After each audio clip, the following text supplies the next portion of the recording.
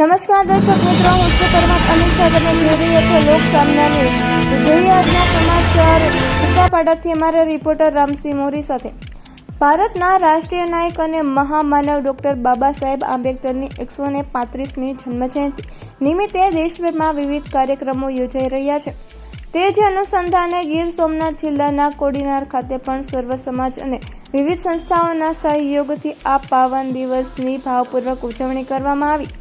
સામાજિક સમરસતા મંચ કોડીનાર દ્વારા તારીખ 14 એપ્રિલ સવારે 8 વાગ્યે વિશેષ કાર્યક્રમનું આયોજન કરવામાં આવ્યું હતું. કાર્યક્રમની શરૂઆતમાં ગૌતમ બુદ્ધ તથા ડોક્ટર બાબા સાહેબ આંબેડકરની પ્રતિમાને પુષ્પાંજલિ અર્પણ કરવામાં આવી.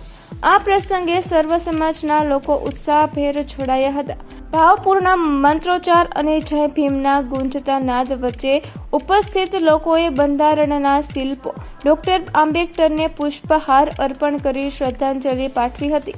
ત્યારબાદ સર્વ સમાજના લોકો દ્વારા આયોજિત ભવ્ય શોભાયાત્રામાં પણ ઉત્સાહપૂર્વક સહભાગી બન્યા.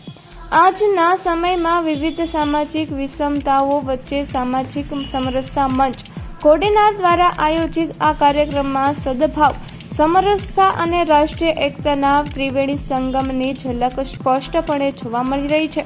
તો ફરી મળીશું એક નવા સમાચાર સાથે. ત્યાં સુધી જોતા રહો લોક સામના ન્યૂઝ.